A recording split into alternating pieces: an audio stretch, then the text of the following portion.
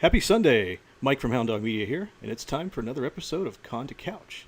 With so many conventions delayed or canceled this year, we're bringing the best guests and coolest hangouts of that experience right to you in the comfort of your own home. We're happy to present the first of a limited series of Sunday live streams today, commemorating the upcoming release of Flint Dille's new book, The Gamesmaster, Almost Famous in the Geek 80s. The book releases on July 14th. It'll be available on Amazon and other major booksellers, and you can pre-order a signed copy today by hitting the link in the show description. Jack Clemens is out with the family today, so let's welcome our special guest co-hosts, Flint Dille and Brett Smith. Hey, how you doing? Hey everybody, welcome back to Con to Couch. This week Flint and I will be co-hosting, and let's see, we're gonna lead off with the death of Charlie Lippencott. So we're leading off with a downer, which is something we did last week, but we'll put a positive spin on it. Yeah, I'd really like to ask that nobody die this week because, last week we had Marty Pasco, and that was really sad. This week we have Charlie Lippencott. And Charlie was the marketing guy behind Star Wars.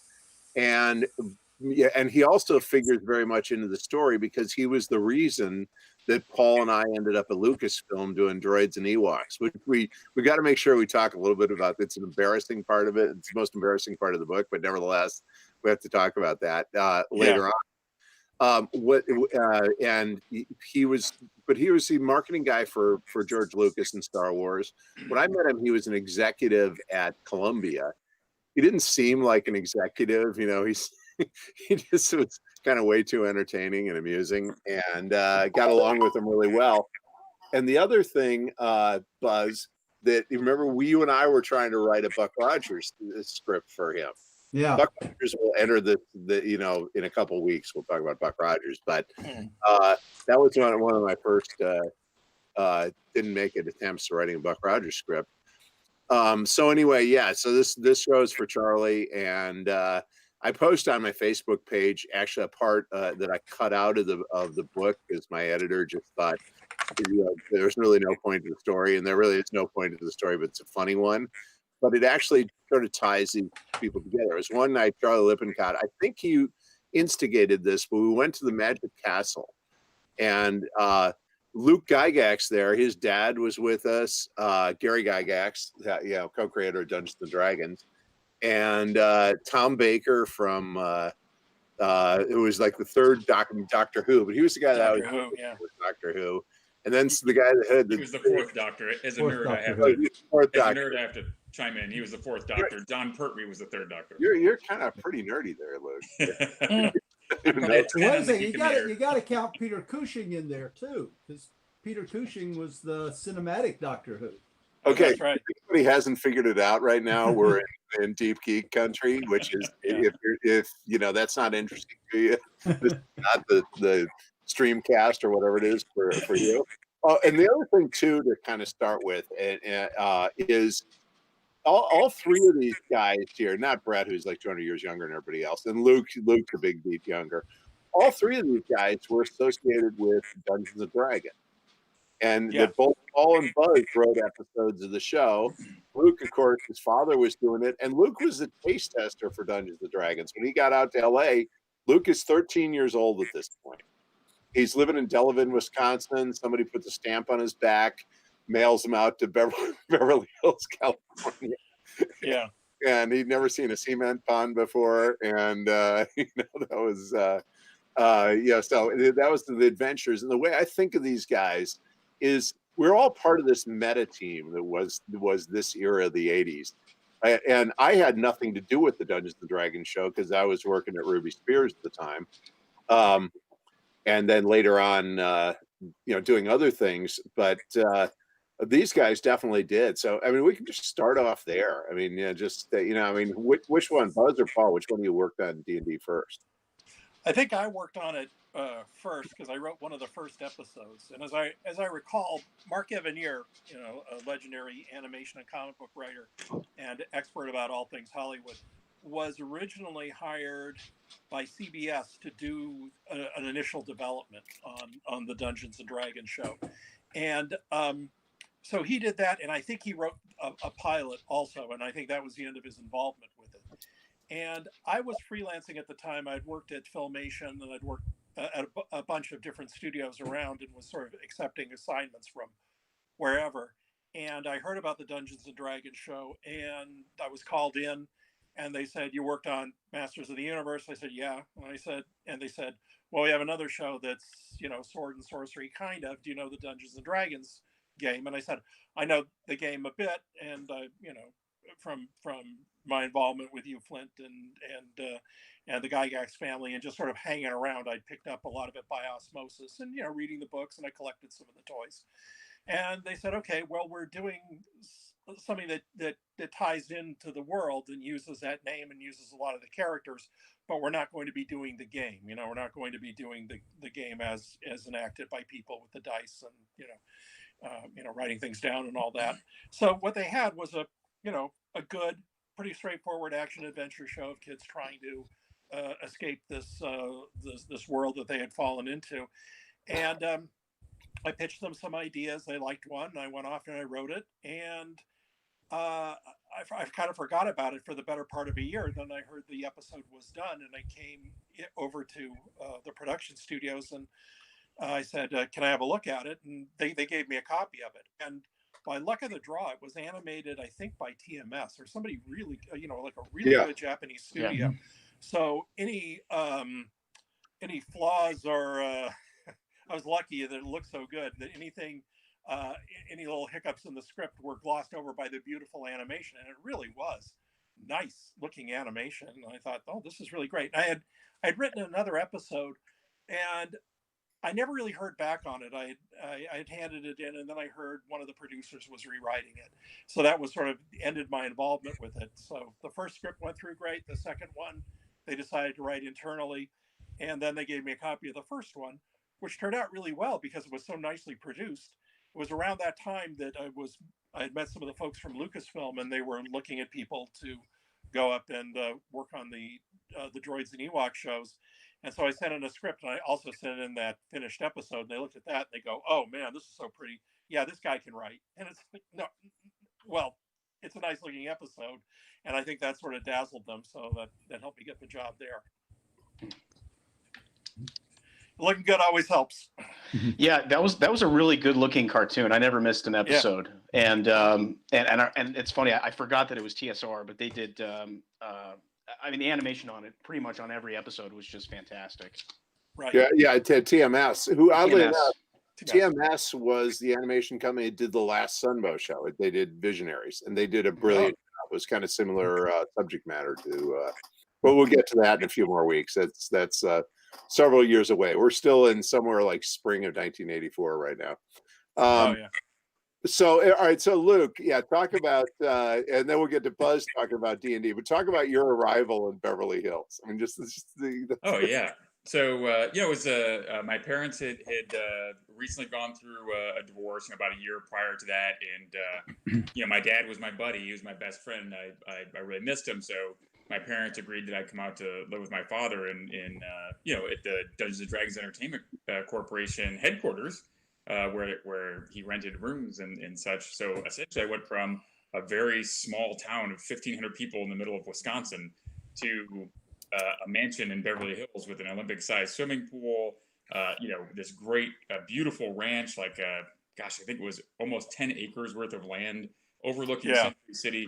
It was a bit of a culture shock. Let's put it that way. It was a bit of a culture shock, but it was fantastic being out there. There was all sorts of great people coming in and out of the old barn. There was a writer's studio out there. I was around my brother Ernie, who was also working out there on the Dungeons and Dragons cartoon, doing a lot of the approval of the scripts and ideas and such.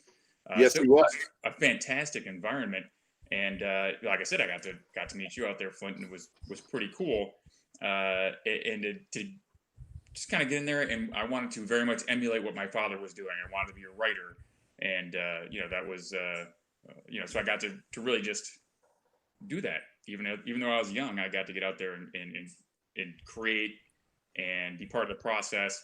And as things came off the typewriter from my dad, or were written into an old what do they call those things, like a Macintosh? Is that what it was? Yeah, well, Well, The that portable Mac, we discussed that last week. Yeah. because that was, remember, that's the early '90s when everybody was getting new tech, and most people had Xeroxes. I remember like Gerber and Mark Jones had the Xeroxes. I had the DEC. Yeah. I remember what you guys had. What was your first computer, Paul? I think I don't know. Some like Well, you Coleco type thing. It's like I think when I worked off a lot of studio computers, and then when I finally bought one, I think I bought something very close to what you had because like the Macintosh, because I like that, and I like the portability factor that you could kind of hoist it on your back like a Sherpa and wander around with it. And decades before a laptop. Just the phone or the laptop or the iPad or something. Because it was one unit, right? It wasn't like one unit. Yeah. It was a rectangular and a keyboard. Flatness cube is basically what it is. That's what it is. Yeah. And so, just tell a little bit, because you weren't here last week to talk about it. So your journey to 1984. As you started out at Filmation and. Oh, well, very briefly, I started at Filmation. I was there about a year and a half. I went freelance. I sold some scripts to Hanna-Barbera and to Ruby Spears. Ruby Spears hired me to be on staff, and I was on staff through Thundar the Barbarian and a few other shows. And then I left about, I guess, maybe 4 months before you left. And I was freelancing in various places. And one of the places I got to freelance at was the Dungeons and Dragons show. In fact, they had actually closed the show to pitches at that point. But just kind of as a, favor to me, because I had been, working with some of the people there, they let me come in and pitch anyway. And I pitched a story called Quest of the Skeleton Warrior, which for the first time, I was allowed to have a villain that you could empathize with. You could feel sorry for him and recognize, well, he's doing the wrong thing, but he's got a really good reason why he wants to do the wrong thing. So it was a bit more complex than the standard Saturday morning villain. And I kind of view that as a major stepping stone, in my writing career, because it helped me move forward and be more complex in my storylines. Oh, that's great. That's great. And then, okay, so we're now sitting here with summer 1984. Paul and I mean, you and I ought to just do our own section. Or you can talk about Lucasfilm a little bit here. It's kind of embarrassing. Well, I just want to back up a bit. Buzz, was that Marvel Productions that did Dungeons and Dragons? Yes, it was Marvel. Yeah, I think so. Yeah. Marvel. DePatie Freeling, it was sort of like whatever DePatie Freeling kind of turned into, and then Marvel, and it was like a weird mutation. Because remember, David DePatie was running Marvel before that. Right. Just to keep the timeline straight and everything. I mean, the studio names and all like that. Yeah. But yeah, the Dungeons and Dragons show really was kind of a bump up as far as both the quality of animation and the storytelling. Again, you couldn't get too elaborate with it. It was worlds away from what you guys would do with G.I. Joe, but it was sort of like the beginning of the thaw of the animation ice age, where things were getting a little more complex. And for a long time, the executives either forgot or actively denied that adults and teens like cartoons too. It's like everything had to be very simple, very easy for kids, but at the same time, it turned off a lot of kids. I mean, they'd watch it because it was on, but then again, the stuff that everybody really gravitated to had older appeal. Well, the D&D cartoon was good, and of course, I'm biased, but also Thundar was pretty fun. That was one that was out that time, and people always ding Uni as a problem in the D&D cartoon, or too child, or they didn't like the character Uni, the little unicorn. But for me, it just made perfect sense, because we had a one-horned goat on our farmhouse in Clinton, where my dad liked him too, and we'd go out there and he liked to, if you take a broom handle, you'd like kind of fence him with his one horn, and he loved that, and he'd jump around, and he made a little sound kind of like Uni makes. So I think that was the inspiration for Uni, and his name was Unicorn. We call him Uni. So, I love that unicorn fencing was a part of your childhood. Yeah, yeah, it was great. Yeah, he loved it, man. He'd rear up on his hind legs and and he'd whack with the broom, and yeah, it was a good time. So, all right, there is a piece of fan trivia you would never get anywhere else. Okay, I mean, I did not know about Uni at Clinton. yeah, yeah. I never had any problem with Uni. In fact, that's the other whole thing here. I mean, I thought Uni actually made the group more vulnerable, which upped the stakes, you know. And you kind of, as a kid, as a viewer, you kind of projected usually your own pet onto Uni, whether it was a dog or a cat or something like that. So that's kind of how I saw it. It was kind of like my dog. You know, you want to protect your dog, especially if you're on this adventure in this weird world. So yeah, I hadn't heard that before. That's interesting. I'm glad to hear that because I didn't mind Uni. I thought Uni was pretty cool. No, not at all. No, it was Luke, did you see the? We talked about this last week, but did you see the live action car commercial? Oh my god, wasn't that beautiful? Oh, that was great. That was fantastic. I was so excited because when I first saw it, I was like, "Oh my god! Somehow somebody get the rights to this? Are they doing a And that's what I thought. I thought we were getting like a full live action. Buzz, did you see that? I've seen that. Yeah. Yeah, it was just beautifully done. It was such a wonderful tribute. Perfect. Yeah. You could bring that show back to a teen audience. It would just be. It would be amazing. I mean, they have She-Ra out now, and my kids love She-Ra. So I mean, you can take these things, update them. They're for a little bit older audience, and I think people would eat it up. I mean, I would. As long as you bring back the original writers from that era, that's I think how you make that stuff work. So I saw that new Thundercats, and I was just kind of like, this doesn't work. This just does not work. I mean, even the design or the tone of it. Exactly. They stripped out all of kind of the heroic quality of it, and kind of the dynamism that those designs actually had. There's something very special about that era of animation, and I know that Toei and some of the other studios in Japan were kind of all sort of doing sort of a similar style, but at the same time, as a viewer, and I'm kind of the target demographic. Nothing else looked like that stuff, especially American animation. I love Thundar. I also loved Black Star. That's something that a show that not a lot of gets a lot of credit, but that Thundar came after Black Star, and I kind of No. Oh, was it? Was it the other way around, Buzz? Other way around. Okay, all right, yeah, but they were both very cool. Because you wrote for Thundar, didn't you, Buzz? Yeah, I was. And you worked with Jack Kirby, right? Okay, so all right, you Jack Kirby. Last week I was talking about how Steve and Joe Ruby created Thundar. Mm-hmm. Harriet, collared me. It was actually there and wrote the contracts, and said no, that was Joe. I'm thinking now both things are true. I think the character was probably Joe, but I think the world felt a lot like Steve. Because Steve would, go on and do, and I have no idea what your involvement was. And Thundar was before my time at Ruby Sphere, so I have no knowledge of this whatsoever. Thundar was there was a lot of input into it because there was like a huge amount of Jack Kirby. He would just sit there and draw stuff, and everybody would look at it and go, "Oh my God, we got to use this." I mean, he did for one script that we were doing, there was just supposed to be a ferry, just a simple raft ferry to get the characters across a river, and he draws this deck of an aircraft carrier on sequoia logs. And I said, no, we're not wasting this as a throwaway background. I said, we're gonna build a whole episode around this, and we did Treasure of the Mocks, where this is it's like a floating pirate base going up and down the Mississippi, raiding villages. So Jack had an enormous amount of influence into it just by drawing stuff that sparked people's imaginations. Marty and Mark Evanier and Steve and myself and so many others that were working on the show, it was always a kind of, can you top this challenge to one another? Okay, I came up with this idea. Can you do something better?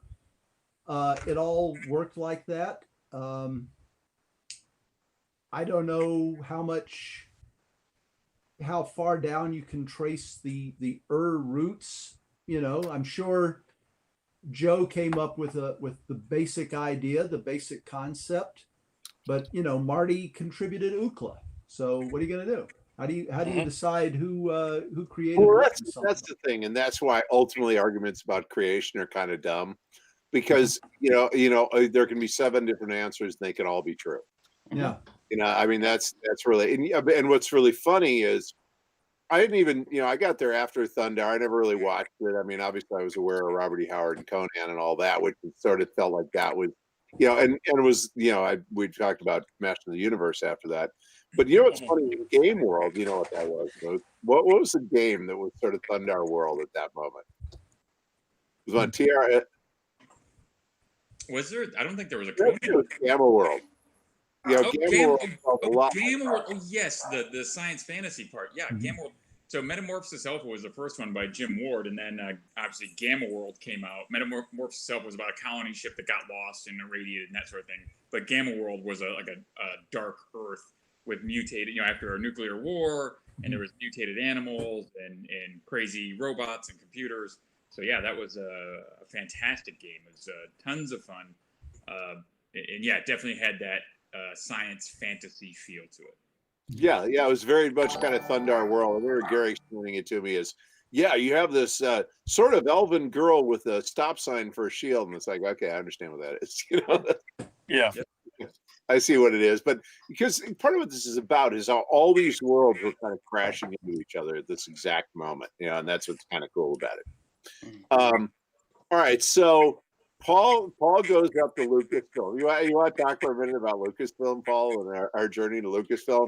I've already written about it in the book, so I don't want to say much about it. It was a tough section to write. Well, this is early 1984, and the word has gone out that George Lucas is considering doing some animation shows based on Star Wars. There's certain elements of, even though he supposedly wrapped up everything with Return of the Jedi, there's some elements that he wants to keep going, such as R2-D2 and C-3PO and the Ewoks. And he thinks that those will be good vehicles for kids' TV. At this point, there was no thought of continuing Star Wars or the Star Wars universe beyond that. There was no hint of Clone Wars or any of the cool stuff that we got, 20 years later with the shows that they've been doing. It was for the time of Saturday morning TV. Let's do the gentler episodes. Kids like the Ewoks are on all the merchandise. We may as well try and keep that going another couple of years. And he's going to make some live action TV movies with the character. So it makes good sense to continue those.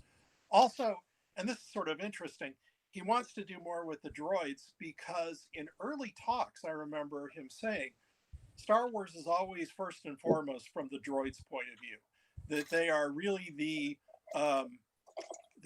woodcutter characters, the peasants in the Hidden Fortress, the Kurosawa movie. These guys who are sort of swept up in two peasants who are sort of swept up in a story bigger than they are, and we see it through their eyes. They are the audience surrogates, and in the Kurosawa movie, and he felt the droids were the same way. And so he believed, like, you can take these characters and have them go all around that galaxy, and the story is always told through their eyes, which I always thought was kind of the heart and soul of those 3 movies anyways, really the first 2. And then the more they got bigger and bigger, just to digress, and they became less a part of that, personally for me, I felt it kind of got away from that. But the idea of using R2 and 3PO as these sort of vagabond guys, like he would use the expression, they're kind of like Laurel and Hardy. It's kind of like Lassie Come Home. They keep going from world to world, and they get a master, or they fall in with a family, and then they have to leave them for whatever. There could be a little bit of a heart tug with that, which that's fine. So he wanted to do these shows. So as it turns out, Flint and I both had connections, and we get selected along with a writer named Arthur Cover to go up to Lucasfilm to meet with. Well, he came out of Charlie Lippencott too. They were friends. Yeah. Art Cover, yeah. And so we all kind of go up there, and I remember that the week we were going up, we were going to drive up to San Rafael together, and we go to Toys R Us and we buy action figures, we're playing with them. It's going to be really cool. We get toy lightsabers, it's like, oh great, we're going to go up and have a lot of fun. So we go up there and have a meeting or two with George Lucas. We start to write, and as it turns out, I wound up moving up there later in the year because he wanted, even though there were offices in LA, he wanted production close at home. And I grew up in the East Bay, 20 minutes away from San Rafael, so it was no big deal for me to move back and just move into my folks' house for a month and then just get an apartment and just go to work every day. So and I was mainly focused you lived up on in the Walnut Ewoks. Creek or somewhere, right? Yeah, I lived in Orinda, which is like a Right. little whistle stop on the BART train. It has a really nice movie theater, and it's sort of on the way to Berkeley and San Francisco. But it was great, and I drive from my folks' house over to Marin County every day, and my dad would say, "You are getting an apartment for yourself, aren't you?" And it's like, "Yeah, Dad, I'm moving out. Just let me make sure I'm employed for another month, and then I'll worry about the apartment." And then we started working on Ewoks, and his vision for Ewoks was he wanted it to be, droids was like hard, like action and high tech stuff. He wanted Ewoks to be more home, family, tribal stuff, smaller stories from the point of view of the younger characters of the tribe, and things like that. A little funnier, a little warmer, and certainly that was reflected in the style of the design. And I started working on that with a writer named Bob Caro. You remember him? He was working around Skywalker. Well, he was George. Around Lucas. I mean, he kind of reminded me of Luke Skywalker. Is my sense of Bob Caro. Yeah. I'd gone to junior high with him. He was from Orinda, so I used to see him around all the time, and I knew him from school, and when I met him, it's like, "Hey, how you doing?" It's like, "You're working here?" And he goes, "Yeah, I'm assisting George, and I'm writing some stuff." He wrote the first of the Ewok movies, and I wrote a lot of books for them. And just a great guy, very creative, very funny, and so we worked on a lot of the stories together, and with Nelvana. And well, he'd done that Ewok Christmas special before that, right? It was Caravan of Ewok was a Caravan, yeah, Caravan of Courage. It was the first live action movie about the Right. Ewoks. And then they followed it up with another one called The Battle for Endor, which I don't believe he did right. But so he was an aspiring screenwriter and doing stuff, and then wrote a lot of the episodes. And it was always designed to be a bit of a softer, funnier show. We got 2 seasons out of it, and the second season they wanted to go even softer and funnier. So there was a bit of a change there. We did shorter episodes rather than longer stories, but it was a lot of fun, and people still watch those shows. And they turn up from time to time. I prefer droids over Ewoks. All my friends did too, because it had more action. Yeah, and we liked the protagonist with, I forget his name, but he had like a red mohawk or something, as I recall. I think his name was George Desat or something like that. Or right. There were a couple of characters. That was one of the things they kept switching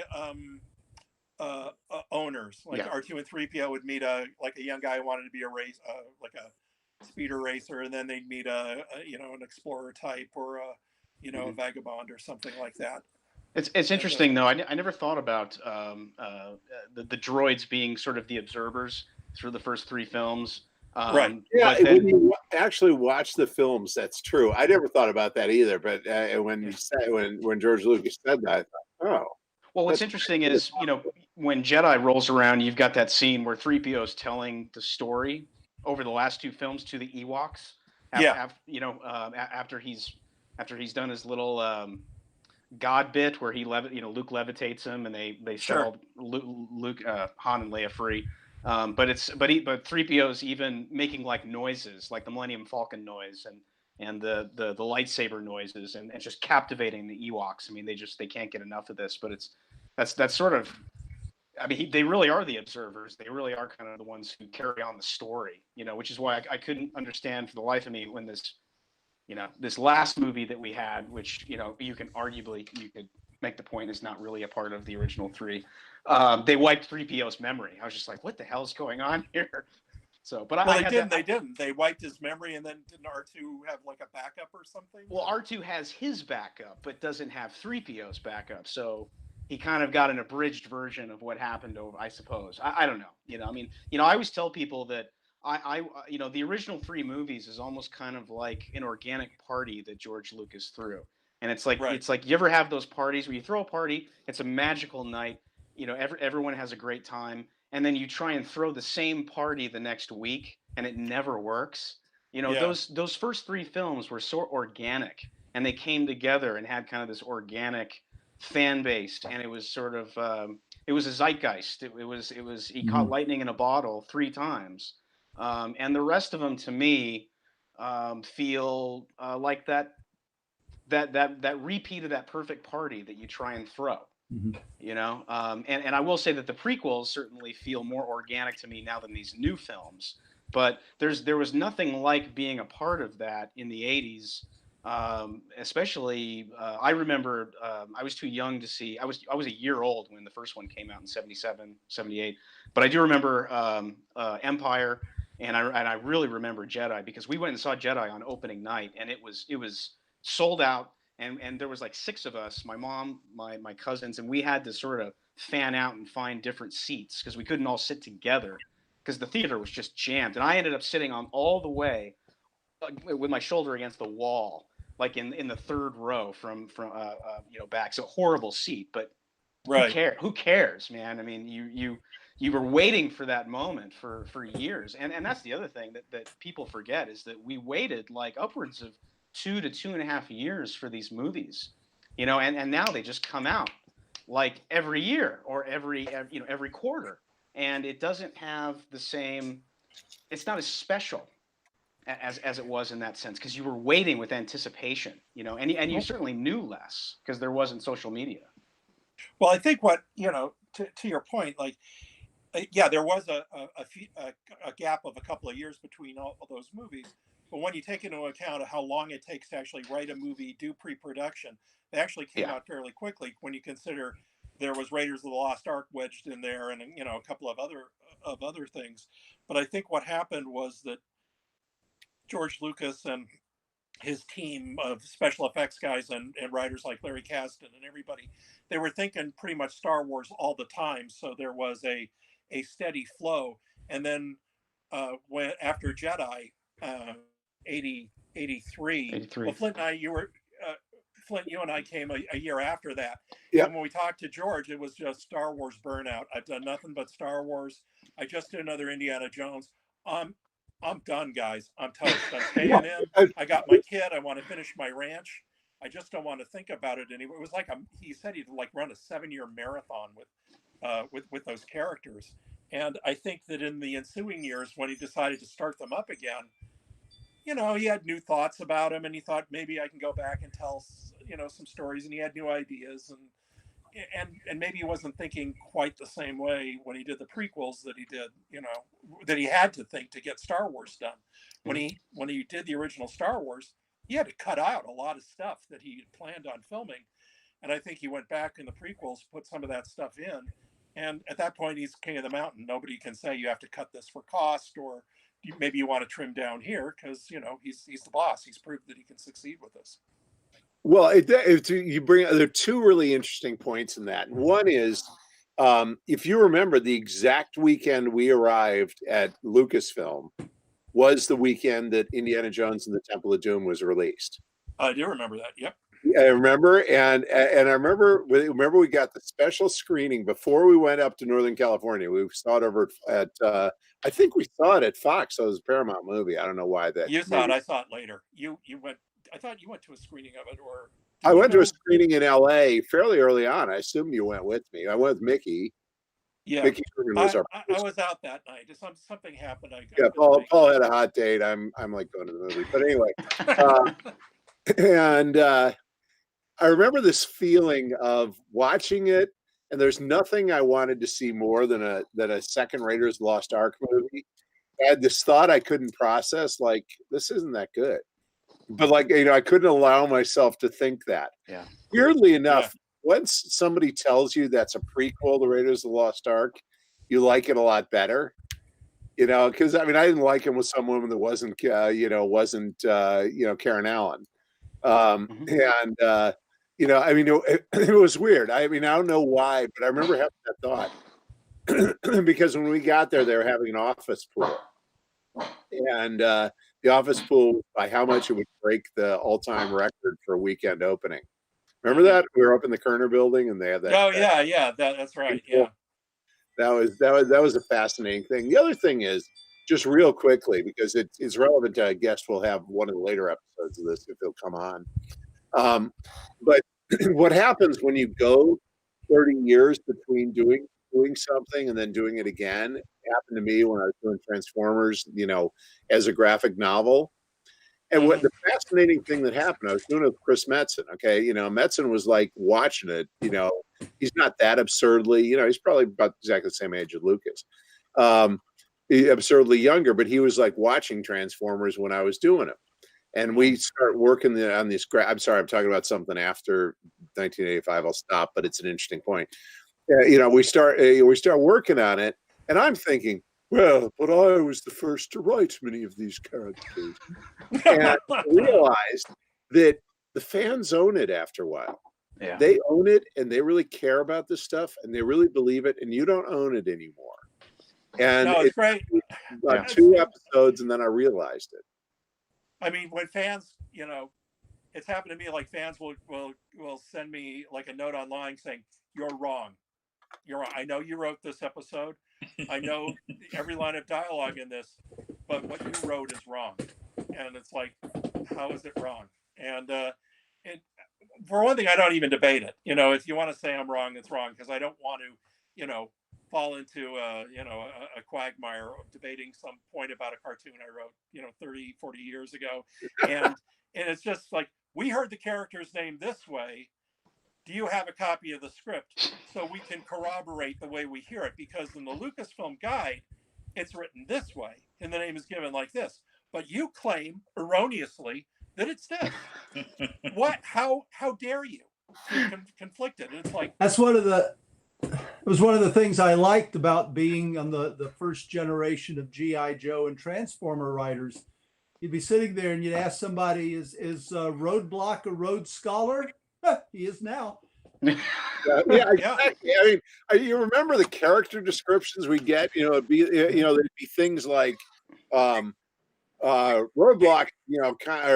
Shipwreck's kind of Jack Nicholson. You know what I mean? And you'd have like 3 lines, or we'd have to write 3 lines. Well, there's that movie where Jack stars as Randy Quaid is in it, where he's exactly, Last Detail. Yeah, that's right. Yeah. And I remember seeing that years and years later as an adult, and I was like, Jack looks like Shipwreck. Like, what's going on here? Well, So Steve Gerber Gerber summed it up perfectly. He said, "You write Shipwreck like Popeye. You play him like Jack Nicholson." there you go. Nice. Hey, Flint, were those descriptions from the Marvel guys that you guys would get? No, I mean, Buzz, oddly enough, probably knows more. I mean, I was like utterly unaware of the comics, to be honest with you. I mean, we didn't talk about them. I'm sure Steve read them because Steve is a comic guy, but they were just like, yeah, there's some comics out there somewhere. We would get things. Sometimes they would come with lines of dialogue. Sometimes we had to write them. So sometimes the character was like somewhat defined. Sometimes he wasn't. And usually it would come with like the back of the box copy, the back of the bubble. Yeah, copy. Sure. And you sort of have to figure it out from there. But what you do is, because remember, we had, what do we have, like 130 characters? I mean, I was rewatching the episode that I erroneously thought Buzz had written, but in fact Paul wrote it. And there's like the wild Bushman guy, and there are all these characters I didn't even remember in there. Well, that was Larry Hama at Marvel Comics, right? Because Larry did all of the character development, and it got then translated and toned down and sent to us. Now, Toned down. Long definitely. after we finished the series, I got to meet Larry, became friends with him. Larry never watched any of the episodes, just as we never read any of the comics. And for the same reason, we didn't want to feel we had to match what somebody else was doing. Larry was doing his comic book universe, G.I. Joe, and he had that sensibility set aside for them. We were doing the TV animation G.I. Joe. We had our sensibilities set for it. And it really wouldn't have been very helpful to try to sync the two up with each other. So we operated pretty much independently. Yeah, we just didn't have time. Yeah. Okay, you know what I mean? It was like we had to turn out 65 episodes a year. I mean, think about that. And you're looking at like half the staff. You know, half the story editor, producer staff. Doug Booth said he'd come on. We'll get him on because he was sort of my twin employee. We were both the associate producers and later co-producers and story editors and all that. And we just always flopped projects. Like I started out on G.I. Joe. They moved me over to Transformers. Doug moved back to G.I. Joe. Then he went and did robotics. And I went and did humanoids. But, so we'll get Doug on. But I mean, there were like 5 of us, and Jay Bacall, who was like some kind of superhuman mutant. He would be the hardest. He'd be the holy grail of Sunbow people to get on this. He's not real garrulous about this stuff. And he would somehow keep track of Joe, Transformers, My Little Pony, Gem. Yeah, every show he was on Intimate Details. He would wrangle between Hasbro and Joe and Tom, but Joe Bacall and Tom Griffin, were kind of at the top of the ladder, but not the day to day. But Jay would track all this stuff. He'd have read the script like before I was done writing it, and call up. We'd go over it, and out comes an episode. It was fascinating, but so we just didn't have time. The idea of now you got to read, all the comic books associated with this. We just don't, Well, that was something I skipping ahead. I worked on Batman. That was, and again, you're working with very closely with a comic book company on the broad strokes to keep a little bit the character continuity more clean and everything like that. But we'd be in the middle of production and we'd have like 4 scripts being written, 3 that we're about to develop, that we're developing internally, and then we get a note or get the latest comic book. It's like we're going to introduce this big new character and he's going to be part of a 5-part arc. Can you get him in the cartoon? And in many cases, it would be like, well, I don't think we can just drop everything because this is a new character. And yeah, he's got some great potential, but is this character going to be around in a year? Or is this change you're bringing into Batman's, cast, is that really going to take? Or are we going to, because what we're looking at now is not going to show up on screen for 18 months. So given, writing and the pickup and the fact they've got to rerun everything and we've got to get the stuff in from overseas, we really can't do that fast of a turnaround. So if you're bringing in, if you're telling us, for instance, okay, from now on we're going to do the Rainbow Batman. That's going to be his suit and all in Batman and Detective and Robin comics. He's going to wear the Rainbow Batman suit.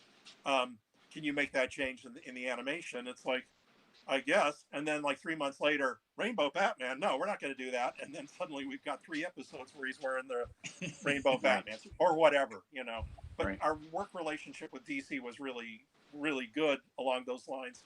And they kind of let us go with, they understood you're doing an iteration of Batman that's now kind of become its own thing. And even though it's Joker, Riddler, Catwoman, Harley Quinn, that's your supporting cast. Whereas in the comic books, it's something else. So you just keep doing your supporting cast because it's true enough to what we're doing over here.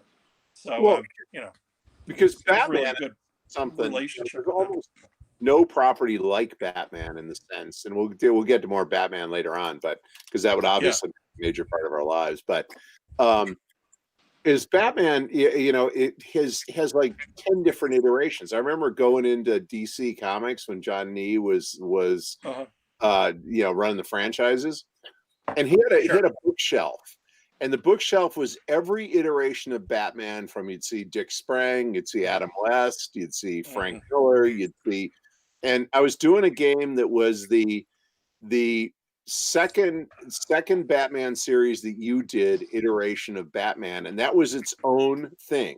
And so the Riddler had to look like the Riddler from the second, Batman series. Not the Sun 2, right? What was that? Sun 2? Yeah, it was Sun 2. Yeah, it was like That we're all the way to the 90s. We can't talk about that. But anyway, but I mean, what was interesting is that was part of what came out of this era is inadvertently is we realized that you could have the same franchise, but there were different expressions of them. Yeah, because all of a sudden there's a TV show and there's the Adam West, Burt Ward expression of Batman, and that's very different than a comic book expression and so on. And that was the kind of new thinking then, where you just view it as its own discrete thing, it's its own world, and people could be killed. But with the comic books, and we responded to the toy people much more. I mean, the comic people are almost invisible to me. The toy people would communicate with us, and you'd just get a fax. In those days, they had fax machines. I don't know if you guys remember fax machines, but anyway, and you'd get a fax that would come rolling in. It would say something like, "Okay, we're discontinuing ashtray, and please insert dipstick where you'd have ashtray." And so, ashtray, you'd literally, I'd go in my computer and search the lines for dipstick. I mean, hopefully dipstick would be a similar character to ashtray in the sense one wasn't a combiner and the other one was a mini, miniature transformer. And you just go in and rewrite it for ashtray and keep rolling. It wasn't, and we're used to it, which is why when it came to killing people, we were used to characters being discontinued, but that was invisible to the audience. They would just all of a sudden Dipstick wouldn't show up in an episode again, but nobody to ask what happened to Dipstick. Well, the reverse was true at Lucasfilm, to yank it back there for a second. And it was kind of weirdly refreshing in the fact that the philosophy from Lucasfilm was, don't worry about the merchandise, because they'll make toys of whatever we put in.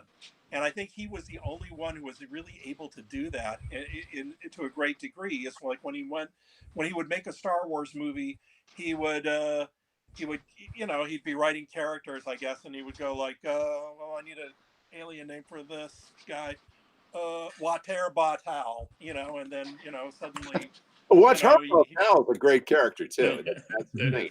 Well, he's Jedi Master Water Batal, and but he would just that sort of power where you could just name anything and ascribe a design to it, and then in like within 2 years there's going to be cookies and Happy Meals and everything, and the character doesn't really have to do much of anything. He just has to be in a background, and then you release a picture of him 3 months before the movie.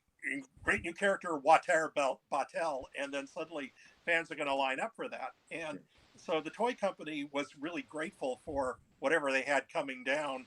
Like, okay, this character is going to be in the movie. We got to figure them in the action figure line. We got to do this. We got to do that. And George would say, they'll just make toys out of whatever we give them, which was, refreshing. But then again, first day of going to see the movie, you're wearing your Water Batel T-shirt, and it's like, where was Water Batel? And it's like, well, he was over in the back next to. You just described Darth Maul. Darth Maul was a character that was never developed. He looked awesome, though. I had so much. I was like, yes, this guy looks so badass, and then done. Like, really? Boba Fett. Well, that's right. Where the name came from. We have a dearth of figures in the mall, and so we need to ship some more stuff. So yeah, Darth Maul, shows. Well, remember King and Princess Gornish, and then. I got them somewhere. Hang on a second. These are the most obscure characters in the Star Wars mythology. We used to say the word Gornish a lot back in those days. Yes, I remember that. So we have King and Princess Gornish.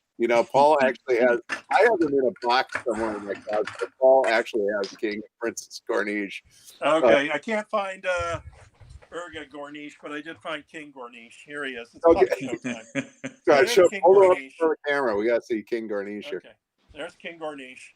He is leader of the Ewoks tribe. They're like the rivals of the Ewoks. They're like their nasty, kind of distant cousins. They live in the swamps part of Endor. And come on in. Misty, come on in. Say hi. I see King Gornish and I'm out. Hi, everybody. Okay, that's my wife, Misty. my very loving and indulgent wife. Yeah, Paul married Zatanna, in case you're wondering. It's Yeah, I true. did. No, it's She true. just vanished again. So anyway, She's a Zatanna when she's not doing Zatanna. It's Yeah, amazing. exactly. That's what I'm saying. the Dulox, Joe Johnston created the Dulox in addition to being phenomenal director in his own right and designer. He came up with these characters for a tie-in book, and then when we were doing the cartoon series, like, well, the Ewoks should have some rivals and some comical bad guys, so we used a version of originally in his books. The Dulox were a lot scarier, and we thought, well, he should have a leader, a ruler. So we came up with King Gornish, because that was when you bombed out of something, you were Gornish. You're Gornish. Yeah. Gornish. That's an old Yiddish expression. So we just sort of did a Well, it's an Star old, Wars. yeah, it's an old Yiddish variation. expression that a friend of mine misheard at a studio commissary. He's listening to these two producers trying to figure out how to cast a movie, and they're talking about some guy, and they're saying, "Oh no, he's Gornish," and all that. And these are Steve Marconi and Rich Martini are hearing this, and they thought it was Gornished. The real word is Gornished, but that got Marconified. We'll get him on for Agent 13. Yeah. Actually, Marconi. We'll go back to Luke for a second, because we'll go. I realized I was going to say, whenever I hear that name, pushing time. Yeah, well, there was a special object at the DDEC mansion known as the special objects are something we ought to talk about at some point, but known as the Gygax. And that Dave Marconi and Luke would get into arguments. And so there was this old African headdress that was named the Gygax. And if you got into an argument, you had to wear the Gygax. It was like a 3 foot tall, like spiral horns, and ridiculous. Yeah, you kind of hold it on your head. It wouldn't just sit there. Yeah, you had to walk around with the Gygax for 15 minutes if you got into an argument while we were playing. That was while we were playing Chainmail, which is the game D&D came from in a way. I mean, is that a fair statement? Yes, it's part of the evolution of Dungeons and Dragons, and that provided a lot of the rules framework for D&D. And it was, my dad focused in on the medieval part. It's miniatures war games. He would set up Napoleonics or whatever, or World War II, and do armor battles on large sand tables. And so my father became interested in the medieval period due to Battle at Bodenberg, a very beautiful battle someone else had done at a convention, and there was some really nice 40 millimeter elastolin miniatures that he thought were really neat. So he made a rule set, Chainmail, which also brought where you weren't fighting formations as much. He brought it all the way down to man-to-man combat. So that was kind of evolution from mass formations to thinking about an individual, and then later embodying an individual, which was important for role playing. So Chainmail rules had a fantasy element to it as well. So it went down to 1-to-1, one miniature per representing one man, and had a fantasy element where you could have a hero and a wizard or a troll and things of that nature, which got him some ridicule amongst the serious miniatures gamers. They thought was a bunch of childish nonsense, but of course it was very popular. And when he got together with Dave Arneson in about 1973, early 73, and got to working together, Chainmail played a very important part in. So who would be the serious guys doing this? They'd be doing like Napoleonics, and they were very meticulous. They would say this regiment wore their uniforms with these colors and these markings, and they would get down into absolute, very, very detailed, and to interject something, and they'd reenact battles, and so to interject something like an ogre into a historical setting, they're like, "What is this nonsense? This is right." I was in a store like that recently in England. There's a place that I go in near Piccadilly. They have these great soldiers, and from every regiment and every fighting force in the world. And Flint, I was there like 30 years ago, and I got you a Jaguar Warrior. Yes, I have. It is in the bookshelf in my main room of my house. Yeah, and I got you one and I got me one, and mine broke over the years. So I went back and I go to the same place, and I talked to the guy who's running it. You know, it actually was a different guy, and I walk in and he goes, "Hi, do you ever saw the Jaguar Warriors?" And he goes, "Yeah, we carried those about 30 years ago. Nobody ever bought one. One guy came in and bought two, and then we discontinued them." So it's like that they were historically accurate for the time, but you know, hold on to yours. It may be worth something. I will take a picture of my Jaguar Warrior and we'll put it on there for we will put it on the show, you know, as a memento of 30 years ago. Paul, well, you wrote a Mr. T episode at Ruby Spears about Jaguar. Yeah, remember that? Yeah, yeah. I wasn't sure if we could talk about Mr. T or not. I held my tongue last week because that show amongst me and my friends was not so great. It was so formulaic. We used to actually play on the Jungle Gym, Mr. T, and we used to goof on it. We used, somebody would be Mr. T, and then the other kids would be the gymnasts or whatever the deal was. It was just we would frequently do this thing where we would just kind of hang by one arm from the Jungle Gym and say, "Mr. T, help!" And then whoever was playing Mr. Wait a second, you're halfway to a script right there. Whoever was playing Mr. T would say, "Hold on, kids, I'm coming!" And then you'd start running, and then you'd go and rescue. But it was just sort of like it was the same thing over and over again between me and my friends. Mr. T, help! There were 17 characters in that show, and each one had to have at least one line of dialogue per act. So by the time everybody had one line of dialogue, you didn't have much room for any story. Yeah, the dialogue was like, are you going what to are we tell going to me do? We have to do meeting something. story? The which one? The development meeting where we met with the network to talk about Mr. T. Well, there is a Buzz Dixon banging a shoe on a table. Oh, that's a different story. That was not the Mr. T meeting. That was a different meeting. Was that Turbo? Yeah, I banged my shoe on the table. So okay. But we all loved the A-Team and we loved the action. Yes. And now I go back and I watch the A-Team and I'm kind of like, what's going on here? These guys are all spec op guys and they just shoot at the ground. Like, what's that about? So I did like Carnahan's movie version because it did sort of up some of the violence and the action. But when your target audience is me back in the day, it was a great show, and Mr. T did kick a lot of ass. That was something that I remember wanting more of out of the cartoon. But you guys were so restrained back then by what you could do from the standpoint of violence. I mean, I've heard the story, the Masters of the Universe story that I remember is.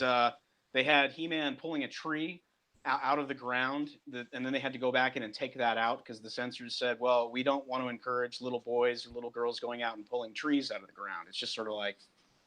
that frequently happens. It happens often. I mean, I can count on so many hands how many trees I've pulled out of the ground. A lot of trees out of the ground, just, Trees are pretty resilient, by the way. I've tried to pull some trees out of the ground, even some small ones, and it is not an easy thing. Well, one of the things that just to touch on TV violence for a moment with A-Team, the last episode that I ever watched of A-Team, they're having a gunfight in a warehouse and they're hiding behind boxes of stereo equipment. I mean, like consumer stereo equipment, and they're firing AK-47s at each other. Right. And I went, okay, fine, I'm done. This is bullshit, and stopped watching. That's kind of what happened to me when I went back because I've over the last couple of years with Prime and everything, you can find most of these shows you can stream or you can buy them, and right now Tubi has all the Joe stuff, all the seasons free. You can stream, and they started that during the lockdown, and I went back and started watching seasons 1 and 2 of Joe, and I hadn't seen them probably since I was a kid.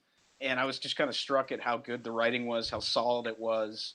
And I had read the comic book and watched the cartoon, and I always kind of wish that there was some sort of amalgam of the two, where you could kind of, because I liked a lot of elements from the comic, but I also loved a lot of elements from the cartoon. But the cartoon on its own is just still just so solid and so much fun. And, even though some of those now and knowing is half the battle stuff is kind of corny at the end, to be honest with you, now that I watch that stuff again, there's some actually really good lessons in there. So there's some very good life lessons in there. Some of them are corny, but some of them are actually helpful and good. And you also got to remember, a lot of us had divorced parents. Dad's not around. Adam West said that he used to have kids come up to him all the time and say, my father was a traveling salesman, or was in the military, or left us, and you were kind of the dad in our household to a large degree. And a lot of these characters, from Joe to Thundercats to Silverhawks to He-Man, these masculine heroes for all of us young boys who were all latchkey kids and had divorced families. Even if we did see our dads like I did throughout the year, those characters and those life lessons were really fantastic. So I think that's kids will always need heroes. Yeah. They asked me at one time if I had any ideas for PSAs for the Joe show. And I said, well, we are doing a military show. We ought to have something that kind of ties in with that. Like, we ought to tell the kids, when you're making a Molotov cocktail, you've got to put about a quarter of the bottle, it's got to be filled with powdered soap so it'll stick when it hits the target. And they stopped asking for my input on PSAs after that. That, by the way, was the that helps me out with an issue that I got buzzed in trouble. With, but, he would say this stuff with a straight face, and somebody in New York would get this memo and was like, yeah. Well, I mean, that Hasbro episode where you had him off screen hanging a BA in the camera, but you had to read the description of it really carefully. Yeah. You remember that? Yeah. I mentioned to somebody just today, we did an episode where Cobra is putting nightmares into the Joe's minds at night. And Lady J comes in and, she said she had a nightmare where she was singing the national anthem at the Super Bowl. And they said, well, what's so scary about that? And she said, well, let's just say I was out of uniform. Yeah. That's awesome. That's awesome. Yeah, you could sort of slide. You could sort of slide stuff in there. Yeah. They didn't care about that. I mean, that was what was so great about working on the Sunbow shows is it was none of the restrictions of the networks. I mean, it was all like reasonable. I mean, and you can do stuff. I would say I was watching the Springfield episode, and I was actually kind of stunned by just how good it was and how. I mean, it was an actual science fiction episode. I mean, you have to. It was sort of a one-off, and it was Steve going the most Steve you can possibly go. But I mean, it's like watching The Prisoner or something. I mean, it's surprisingly, it was just a really sophisticated piece of work by any standards. Yeah. Well, talking about the restrictions being off, you remember they canceled the Inhumanoids toy line halfway through the show. And they basically told us, as long as we don't get an FCC complaint, do what you want. Yeah. Wow. Because that show was so edgy. I had the toys. And then they just kind of disappeared for some reason, as I recall. They were too expensive. They were huge. I mean, they the problem was kids. I think it cost like $3.50 to buy a Joe at that time. Yeah, kids could buy a Joe with their allowance money. Right. A $20 Inhumanoid toy, you had to go to mom, and mom would take one look at it and say, "No, we're not having this in the house," and that's what killed that line. Well, that's a birthday present or a Christmas or Hanukkah present. You ask for that once a year, and then it's like your special toy. That's a vehicle, because I could usually get my folks to buy me a Joe if we were in Target or someplace, that maybe wasn't Children's Palace or Toys R Us or KB, but had toys. I could go over and grab one and then walk up to my dad and say, "Can I get this?" And he'd just be like, "Yeah, sure," But the vehicles, were obviously, those were the bigger purchases that you waited for birthdays or Christmas or something. Well, the way that. they pitched it was really interesting in the first meeting. It wasn't as a vehicle. They thought of the big Inhumanoids, Metlar, Tendril, and Decompose. They thought of them as being play sets. Oh, okay. Part of the problem with Inhumanoids is just the actual execution of the toys was so bad. I mean, they were just no fun. I mean, they didn't really walk. They kind of fell. I mean, I remember asking Joe Bacall. I remember asking him long after the fact. I think, why do you think Inhumanoids didn't work? And he said, sometimes you just can't get past the reality of the product. He's starting moving Tendril across the table, and he's falling over. It had no articulation. That was the one disappointment that I found. And that's what he was demonstrating. But the cartoon just blew my mind because I was getting older and getting into more sophisticated stuff, and was starting to watch things like Conan the Barbarian, even Heavy Metal, the movie, and getting into other types of animation, Japanese stuff. And I just thought thought that Inhumanoids was like so kind of dark and gritty, and I was sort of like, this is unlike any other cartoon out there right now. And I can't believe it. And now I go back and I watch some of that stuff, and I'm just like, how the hell did you guys get away with that stuff back Well, then? what happened with that was there was no adult supervision. I mean, I talk about this in the book, so I won't talk too much about it. But basically, I had to write the mini series that kicked it off, and it was an interesting challenge because Inhumanoids debuted on a show called Super Sunday, and Super Sunday, we had 7-minute episodes of 3 different shows. Like there'd be 7 minutes of robotics, 7 minutes of Jam, and 7 minutes of Inhumanoids, right? And then they had to be written so then they could all be edited together to be episodes. And then the first 5, of the episodes became a mini series. So you had 7-minute episodes that were edited into 5 half-hour. You have 15 parts to this, story, which is oddly enough a very modern kind of filmmaking. It's these arcing episodic stories that are doing it. And the other thing that was happening is I was quitting smoking at the time, and I was going through withdrawals. Literally when I wrote it. I mean, I could put it to a date when I was working on that. I wrote the whole thing and the whole miniseries in like a week. And I remember Tom Griffin came in and said, we're not trying to set the script speed record. And I said, I just got to do it. But I couldn't remember a thought. And it shows up in the film in the show for a number of reasons. I couldn't remember a thought long enough to, because your head's just kind of cottony when you're going through that kind of withdrawals. Sure. And I could, really long enough. I couldn't remember anything past what was written in the outline in the next sentence. And so it gets this really jaggy feeling. And then the guys that produced it were the opposite of TMS. And they would not send scenes. They, we'd get shows back, missing, there was just random things just missing out of them. So we had to put them together out of other footage. So the whole show took on this really jagged, semi-coherent, nightmarish quality that I frankly kind of like, all things said and done. I do too, now that I watch. I remember back in the day, I remember thinking to myself, this animation isn't quite as good as some of the other shows, and they must have some different team on it or something. I mean, these are things that I thought about at 9, 10, 11 years old. This was when the relationship between Marvel and Sunbow was collapsing. But that is several episodes from now. We'll talk about that. One more thing I want to hit on. Okay, and this is for Luke. Okay, so it's summer. I come back from Lucasfilm. It's summer 1984. And I have to turn out 3 Sagard books in 3 months. And in the middle of that was when Steve called and asked if I could go story edit G.I. Joe, because shockingly Steve got behind. No, Steve was not. Steve was not good with deadlines. So I was doing that at the same time. Do you remember that when it was like all day, every day, working on the scripts, when we had those elaborate flow charts, and you'd be going over and Ernie go over, and Tracy Mann was working there. Later ended up marrying Mike Hill, who we also had to get out. And Mike be interesting to talk to about this stuff.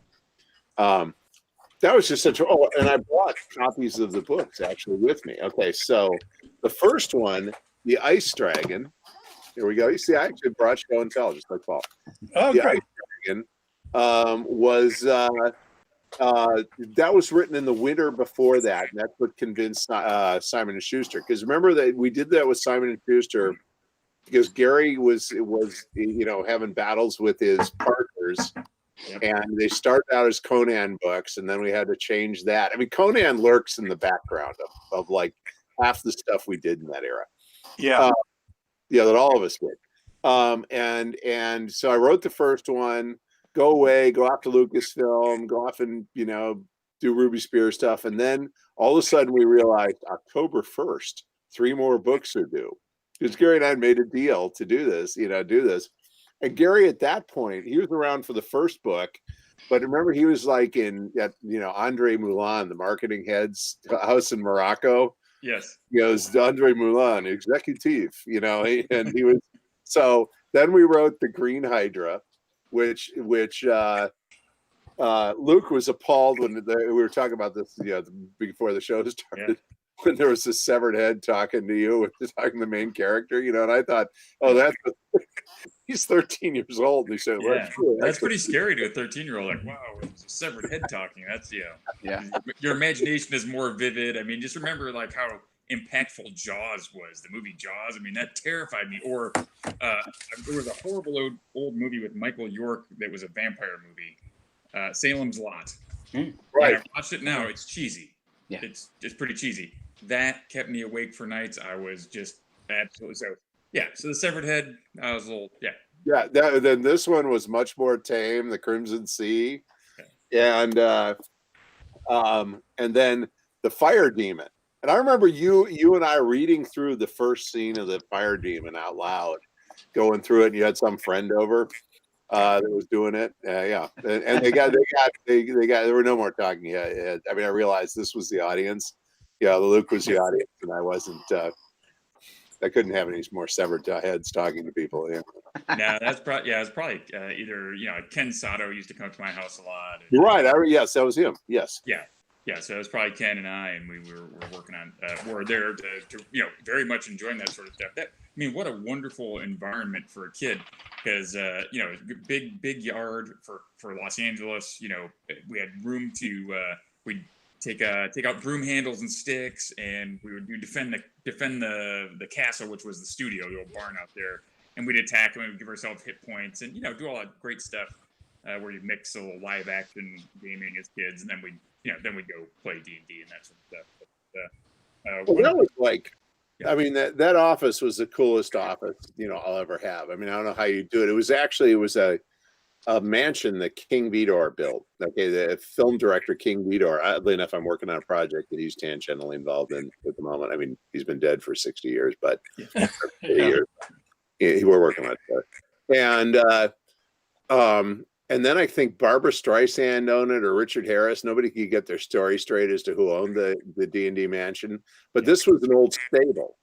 And so we turned it into a crew, put down a carpet, and then we had Matthew build this ridiculous sand table. It was like, 16 feet long? It was huge. 7 feet wide. It was great. And all these stable enclosures were retrofitted as writer offices.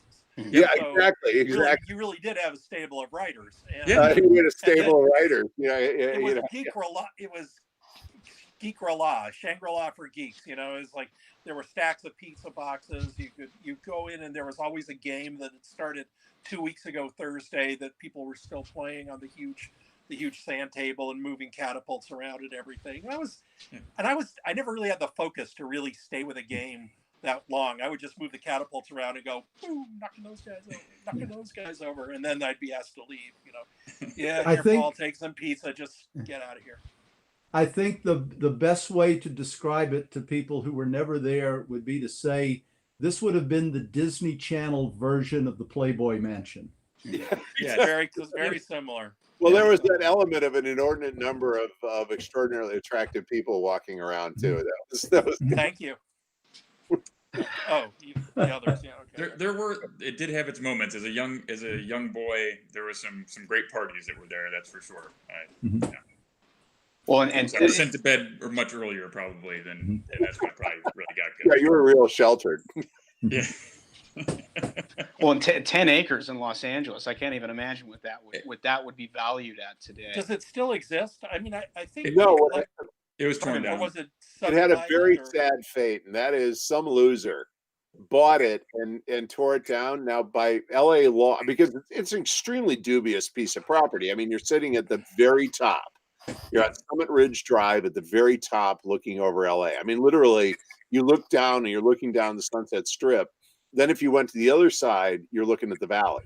Wow. I mean, that's how high it was. And there was one place off the side of the pool where you could look left and see the valley and look right and see LA. And you're right over the strip. I mean, it was unbelievable view. I can't hear that song Hollywood Nights and not think about that. So it had to have been broken into smaller parcels, subdivided more. No, what happened was this: was a guy bought it, and by LA law, if you keep a chimney up and build around it, then it's just a refurbishment, or whatever the word is. Residence. Gotcha. It's just a renovation. However, they knocked everything down, therefore they lost their ability, and nobody will ever be able to build on it because it's got to be every form of earthquake, landfill. I mean, that's got to be just every environmental problem known to man all wrapped into one piece of property. But fortunately, we didn't die while we were up there. And Yeah, it was incredible. Yeah, the swimming pool and it was beautiful. There was like a little bamboo stand in there, and like remember that open area. Sunken bar. Is that big patch of barren land that nobody can do anything on? That thing up in the Hollywood Hills is that what it became? That place. Yeah, That's at 16. Because that really was magnificent, and you could easily see some celebrity or musician or somebody buying that and just turning it in. Absolutely. I mean, it's like, because by total chance, Zane had a friend who lived across the street from it. Yeah, I actually lived down Summit Ridge, and I drove by it, and that's how I found out it had all been torn down. I mean, it's just kind of sad when it wasn't there anymore, and I never really wanted to drive by it again. And I saw it by chance. I took a picture of it. It's one of the sorry. The gate is sort of still there, but it's got all these barbed wire, and the little house Matthew and Christina lived, I think, is still there. Yeah, I did the same thing in like 2005, and it was already in that kind of a state by then. Yeah. Wow. Hey, so do we want to segue into a little bit of Joe? I had I wanted to hit Buzz up with some G.I. Joe movie. We're not at the movie yet. We're 2 years from the movie, so we're not there yet. We'll get Buzz. But you can talk to any other Joe stuff, any like early Joe stuff. Brett, on a related note to that, we do have a couple of questions in the chat. You and Flint may want to take a look at those and see if they are timeline appropriate and things that we can actually get into. Okay. Let me see. What chat in the Facebook? In the YouTube chat. I can read a couple of those if that would help. That would probably be good because I'm not finding. I don't have it because I don't see them. Okay, great. Yeah, the first question comes from Heath Farndon, who asked, "Were there any Saturday morning cartoons that were influenced by D&D that didn't make the cut?" What do you mean didn't make the cut? Like some concepts for cartoons that you guys know of that were sort of D&D based that didn't make it to the screen. I mean, for the series itself, I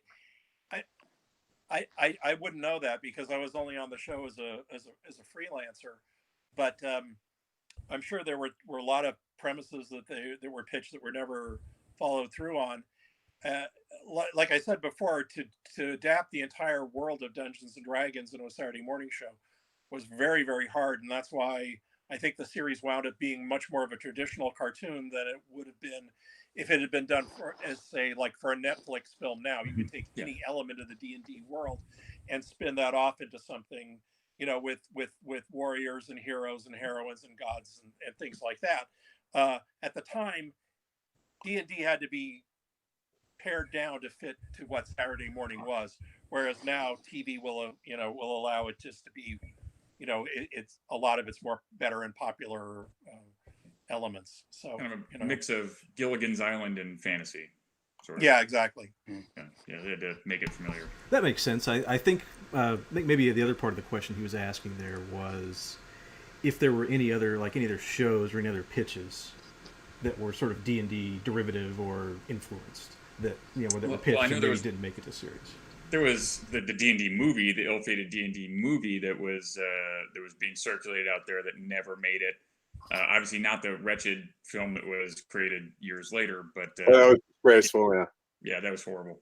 And there was also a D&D themed game show that I was a participant in the pitch at the DDEC mansion. They were pitching an idea of how to do a Dungeons and Dragons. Yeah, remember we were trying to do the game show? Yeah.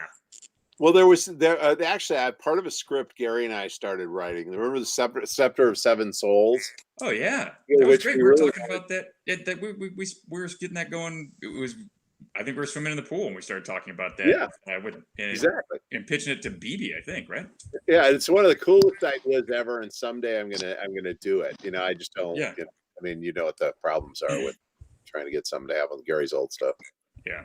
Oh yes. And we do also have one for Buzz related to Joe, not movie related. This may fit in. This is from Agent Axiom. Asks Buzz would love to hear any details about the unproduced Sunbow G.I. Joe season 3. The setup at the end of season 2 with the coil and what I've heard about what would have been next sounded great. That's a Charles Michael Hill question, because I was already in the process of moving on, and he had come up with the idea for the coil and everything else. And I remember reading it and thinking, wow, this is a really good idea, and I hope they let you do it. And Well, we got to that's get all I Mike can on say. and he can tell us that story. Yeah. Buzz, what did you move on to after GI Joe? Unemployment.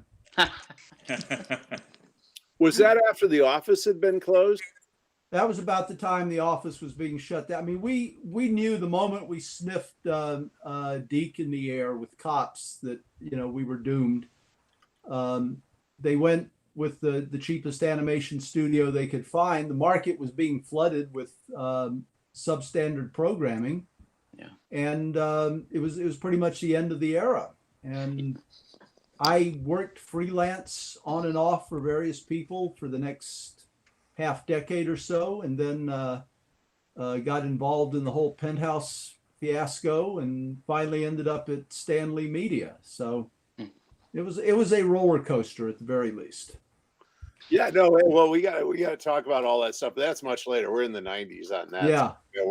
We're that was '94, right? Yeah. I We're have a to decade say, ahead of all this, but yeah, well, a lot of people, GI Joe went to Deke afterwards, and I went Junk. to meeting. Total What? junk animation. Yeah, no, I was. Well, people were just getting deked around. Yeah, I mean, is Deke still around? Do they still exist? I neither know nor care. Yeah, I mean, I went to like one meeting, and I realized, that there was no Jay, there was no Joe and Tom. It was John Claster's sister was doing it, and and it's like part of it was I didn't really like the way they were doing it, but part of it really was you just can't go home again. You know what I mean? It was like I mean, I'd done GI Joe, and at that point I was writing the movies, and so Yeah. They gave me one. They made one phone call, their story editor, and he was interested in me writing for them, and I said, okay, I write for this amount, and I told him the price that was the Sunbow freelance price, and he said, oh no, we can't meet that price. And I said, well, best of luck. And that was the end of my involvement with them in any shape, fashion, or form. I don't think anybody really went on to work on the Deke series, because remember there was a whole they couldn't have Christy Marks did. Yeah, Christy Marks. Well, she did Conan too. Remember Yeah. later on, because Sunbow did Conan later on. Yeah. That was a good looking show, actually. We got to get Christy on. I mean, all these people. Christy, just amazing character, especially on early GI Joe. Is one of the first scripts I read while I was ghost story editing for Steve Gerber. Was I can't remember the name of the episode, but it was a Christy Marks episode, and I read it. And it was extremely. It was the most perfectly crafted script I've ever read, from the point of view I didn't have a single note. You know what? And I said to Jay and Steve, I was saying, you can't really pay me for doing this. I mean, there's not. I mean, it may not be my vision of the show. Christy would go on to write Red Rocket Flare, which is one of the best episodes of the series. It wasn't really my vision of the show, but it was so technically perfect and proficient. I had no notes. And I told that to Steve, and he said, Jay just called me and said the same thing. So that's why they decided we saw the same way.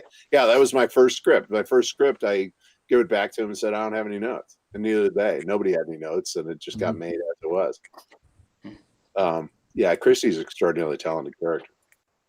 Well, we're like 5 minutes. Are there any more questions? See, looks like we do have one follow-up from Agent Axiom on that. He says, maybe an easier one to answer that's less timeline specific. And I think this is for Buzz. Is there any time you were either really happy or really disappointed that a certain animation studio got one of your scripts? For example, Toei, A Comics, etc.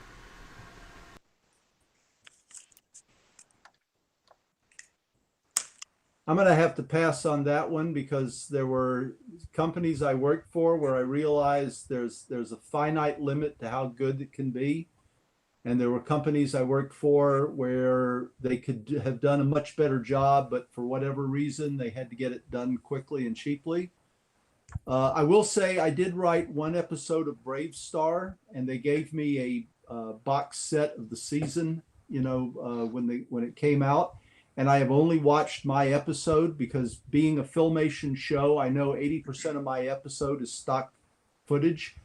So as long as I don't see any other episodes of Brave Star, I've got a good looking episode.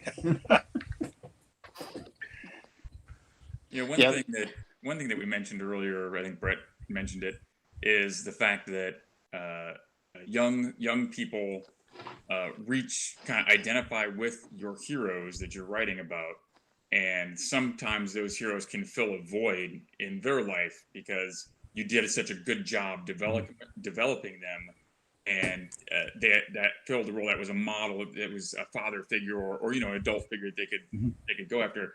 A role, filled that space. I heard that so many times from people who played Dungeons and Dragons and how they thought about my father's creation, and sometimes felt an affinity or a thankfulness towards my father because they would see his name more prominently on these books, and it helped them through tough times, whether it was the loss of a parent or alcoholism or these sorts of things. So I think that's an important thing to note. I'd be curious. I mean, I imagine you guys during the creative process don't think about that, but it's something that happens. And I know my father wasn't thinking that it would that Dungeons and Dragons have such a prominent role in the fact of healing and bringing people together. It was more something that he thought was really fun and wanted to bring enjoyment to people. He didn't see those other aspects of it. So maybe that's something to talk about, or a little bit, or another show if you're short on time. Yeah, well, no, we ought to come back and actually talk about it. That's a cool topic. I mean, because what's the difference between people having fun and therapy, right? Well, I think they're pretty much the same thing. Well, when you're working on a show, and I think Flint and Buzz, you can agree on this. It's like when you've got a rhythm going and you're really enjoying the work. And then you start hearing back from the other people on the crew, whether it's the storyboard artists or the directors, or in some cases the voice cast, like, hey, we had a real fun time with that. You realize you're creating something that carries over and that other people really, spark to. And when you work on a live action show and the show is really good, like on a sitcom or something, there's a sort of energy that everybody really loves the job and they love what they're doing and everything. And you kind of know, without knowing exactly where it's going to land up, or if you're going to take that key part of in a child's development or whatever, you're making a connection with a lot of people because, God knows we've worked on plenty of animated shows where we were collecting a paycheck, sitting on the phone, getting notes for hours after hours, wrestling with the details of moving this character to this here and there, and you look at the storyboard and it's like, it's okay, but nobody, you're just doing a job, you're making burgers, and it's fine because somebody is going to watch it and get a half hour's worth of entertainment out of it. When you really are up and running and the crew likes it and they're looking forward to it and you have that energy going, you're going to hit with somebody and they're really going to, and that's the thing that people, wind up treasuring and enjoying, and it makes a positive effect on if they're children, on their development. Something at the very least they look forward to from week to week.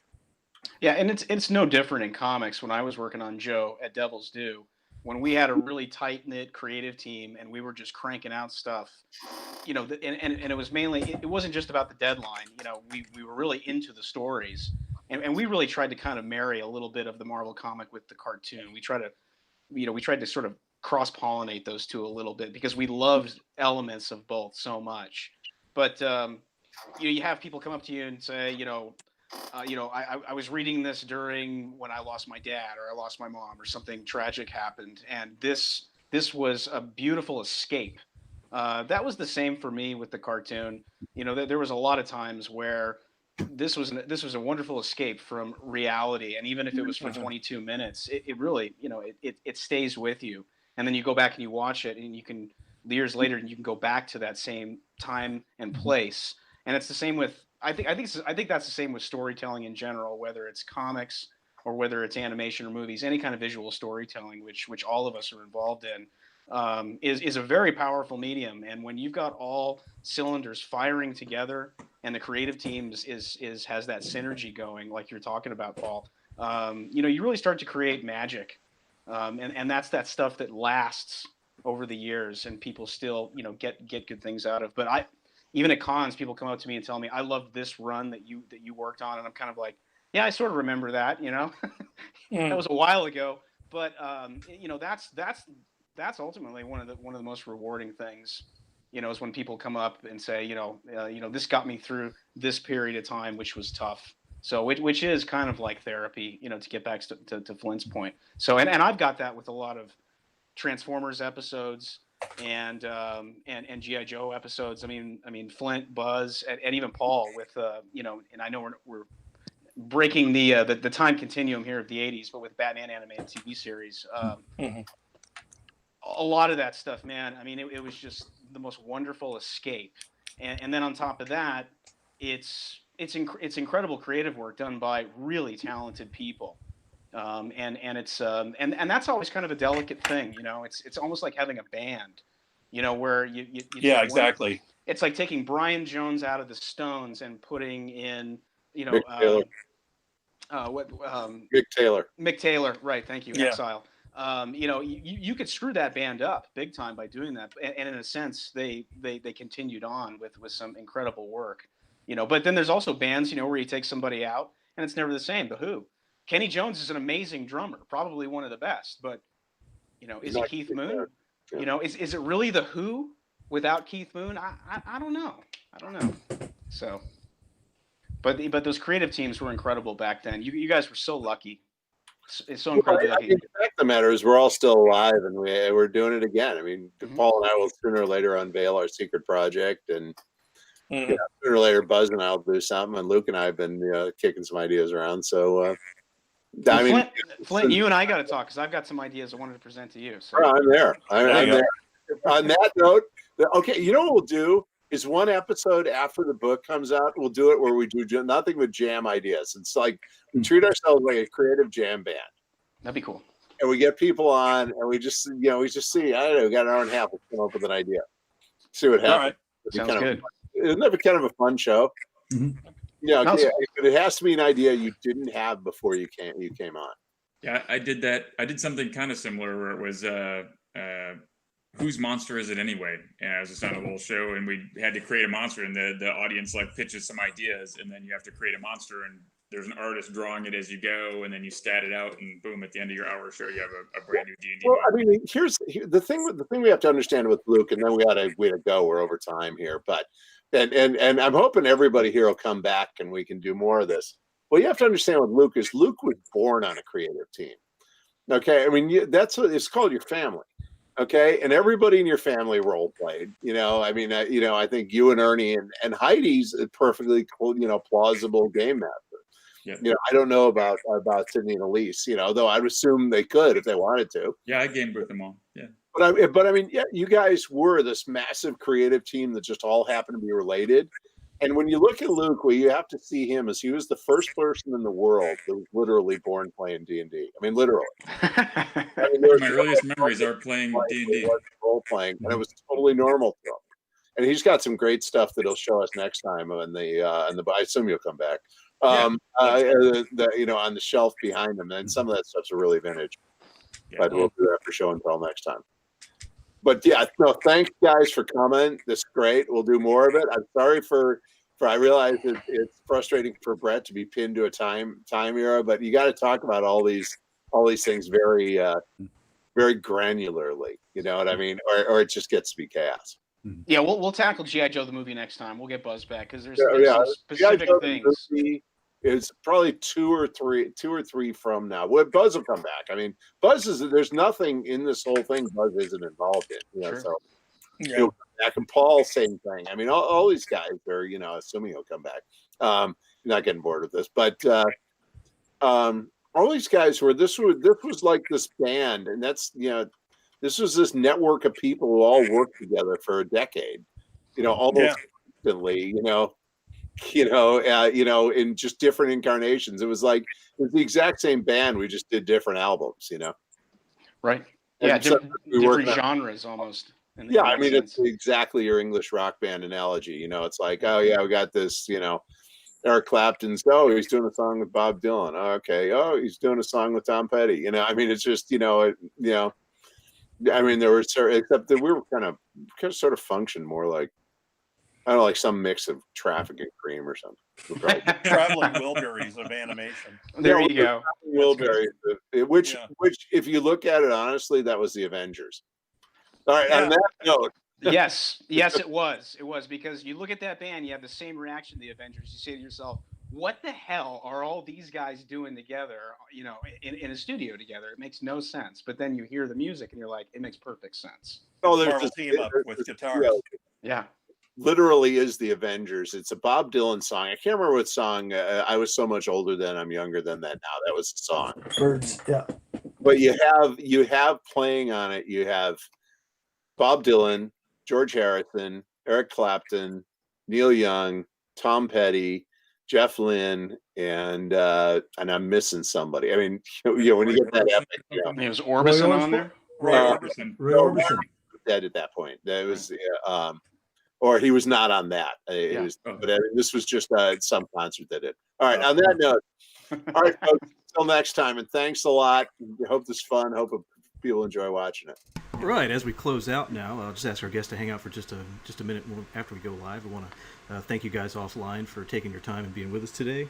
If you enjoy the show and you like what you saw here, be sure to give the channel a like and a subscribe. And if you've got ideas for what you'd like to see in a future show, drop us a comment. We'll take a look. Stay tuned for more information on next week's stream.